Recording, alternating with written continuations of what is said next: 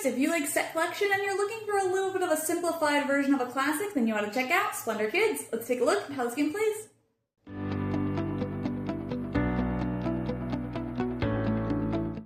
In this game, players are trying to make it to the top of the board, or the Palace of Splendor, in order to win the game, and it is possible for multiple players to win the game.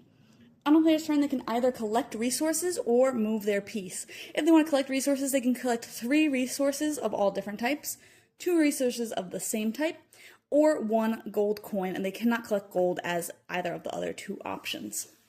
So on my turn, I might decide that I need to collect some blues, so maybe I'll just take 2 blues. A player can never hold more than 8 resources, so if they ever take more than they can hold, they'll have to discard down to the appropriate amount. And then my turn would end, play would go around the table. Instead, on my turn, if maybe I'm full on resources, I don't want to take any more because I don't want to swap anything out, I can choose to spend them based on where I am currently on the board. I can look at the options available to me for the pass that I can take. So in this case, I have 2 blacks, a blue, and a red. 2 blacks, a blue, and a red. And I would return these to the supply, and then I would be able to move my pawn onto that spot. When I land on a square city spot, then I am able to take one of these city tiles, which will be a resource that I can put into my line here. And if I need a mushroom in this case, I can turn this over in order to spend it. Let's say that I already had that mushroom from an earlier turn, and I had already spent it, and I got to another city spot here, for instance, then I would get another tile, and then I would be able to flip over all of my previously spent tiles as well, so I get them back for another use later on in the game. Another thing that I can do if I have enough resources, so let's say that I did have all of the resources I needed to go up this path.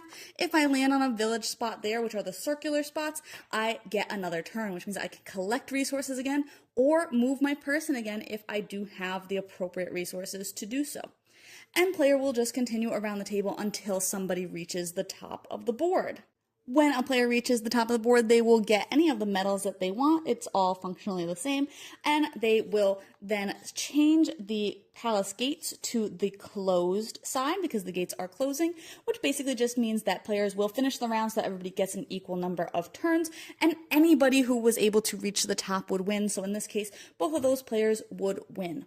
There is also a variant where you can have these tiles out on the various village spaces, which have things that might make players discard tiles, might make players discard these from the market, because there is a variant where you can have a market, so there's some different ones to collect. And this gem is probably the most important one, where if you have this and you reach the top, no matter how many people reach the top, that player will win the game alone. So there is that added variant to change the game up a little bit as well.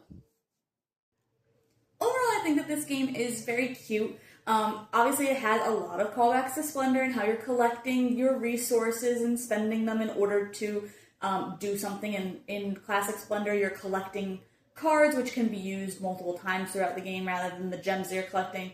In this one, instead of collecting anything, you're going to be moving your piece across the board, and you're trying to get to the top of the board in order to claim a medal. It is definitely scaled down. You have a lot less choice because you can hold less resources, and instead of cards that will refill as players are taking them out of the center, you always have the same options available to you based on where you are currently on the board. Even if somebody takes a path, you can take that same path. So players might be on top of each other, might be able to spread out more. It really depends on player count and what resources players decide that they want to try and collect.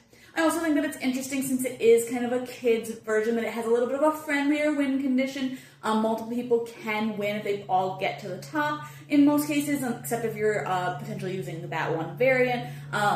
So I do think that that's cute and that's interesting, and I think that helps ease kids potentially into playing games if they have a chance all to win. That said, I do personally think that Splendor itself is not so much more difficult than this. I don't think it's that much more complex overall. So personally, this doesn't fill any gaps that I felt were needed for games, for me at least. So I think I would rather just introduce newer players or younger players to basic Splendor, because I think that it kind of is also very streamlined, very approachable. Like I said, this one is definitely cute. Your little meeples are cute. Moving across the board is definitely a different experience than just collecting things. So it really just depends on kind of what style of gameplay you like better. If you like that tactical movement aspect, then you might lean toward this a little bit for new players or younger players, but if you like just collecting things in front of you, then you might like Classic Splendor a little bit better. But you can check my full thoughts on the vlog today to decide if this one's for you.